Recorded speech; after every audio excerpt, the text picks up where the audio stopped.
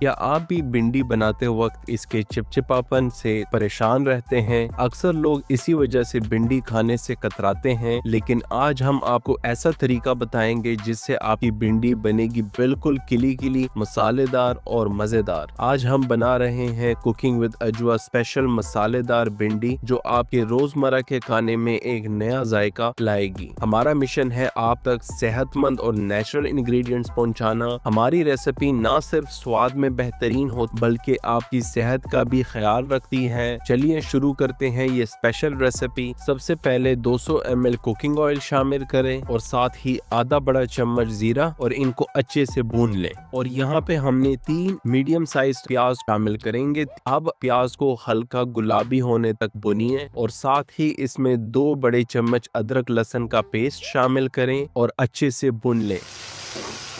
और यहाँ पे हमने 3 मीडियम साइज टमाटर की प्यूरी बनाई है। अब हम इसमें टमाटर की प्यूरी शामिल करेंगे। तो प्रॉब्लम ये होती है कि मसाला अक्सर जल जाता है, लेकिन सोल्यूशन ये है कि टमाटर का पानी में मसाला भुने ताकि वो जलने के बजाय अच्छी तरह पक जाए और एक रिच बेस तैयार हो। इस तरह मसाला भुनने से कच्चापन दूर होता है और खुशबू लाजवाब आती है।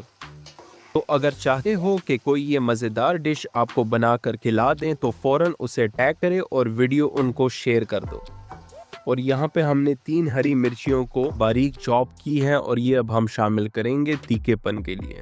और अब हम इसमें शामिल करेंगे आधा बड़ा चम्मच नमक या हस्बे जायका नमक, आधा बड़ा चम्मच लाल मिर्च, आधा बड़ा चम्मच धनिया पाउडर और 1/2 चम्मच हल्दी, और इनको अच्छे से भून लें।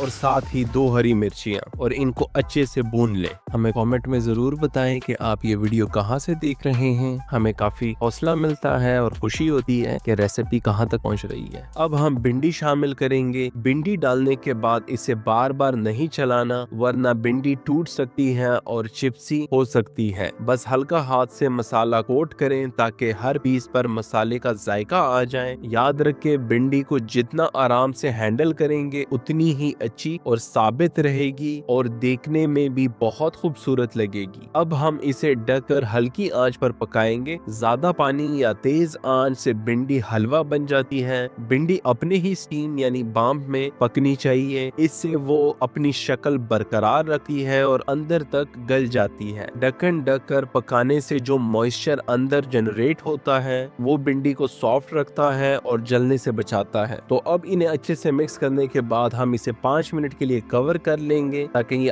अपने बाम्प में पक जाए और अंदर तक नरम हो जाए। भिंडी तैयार है। आखिर में हम इस पर फ्रेश नींबू का रस डालेंगे। ये नींबू का रस ना सिर्फ जायके को उभरता है बल्कि भिंडी को एक चमक और खिलापन देता है, जिससे चिपचिपापन बिल्कुल खत्म हो जाता है। नींबू का खट्टापन मसालों के साथ मिलकर एक परफेक्ट बैलेंस क्रिएट करता है जो हर किसी को बहुत ही पसंद आ जाता है। अब नींबू शामिल करने के बाद इसे हम 5 मिनट के लिए दोबारा बंद कर लेंगे। ढक्कन ढक देंगे ताकि ये अपने बाम्प में अच्छे से पक जाए। अगर तो आपको नींबू का रस नहीं पसंद तो आप बेशक नींबू ना शामिल करें। तो माशाल्लाह हमारे मसालेदार भिंडी सर्व करने के लिए बिल्कुल तैयार है। इसे गर्मा गर्म रोटी या पराठे के साथ खाएं और अपने घर वालों का दिल जीतें। हमारा नेचुरल और हेल्दी इंग्रेडिएंट्स का जादू आपके हर निवाले में महसूस होगा। उम्मीद है आपको ये रेसिपी पसंद आई होगी। इस रेसिपी को ट्राई करें और हमें बताएं कि कैसे बनी। मजीद ऐसे हेल्दी और मसालेदार रेसिपीज के लिए कुकिंग विद अजवा को फॉलो करना ना भूलें। फिर मिलेंगे। अल्लाह हाफिज।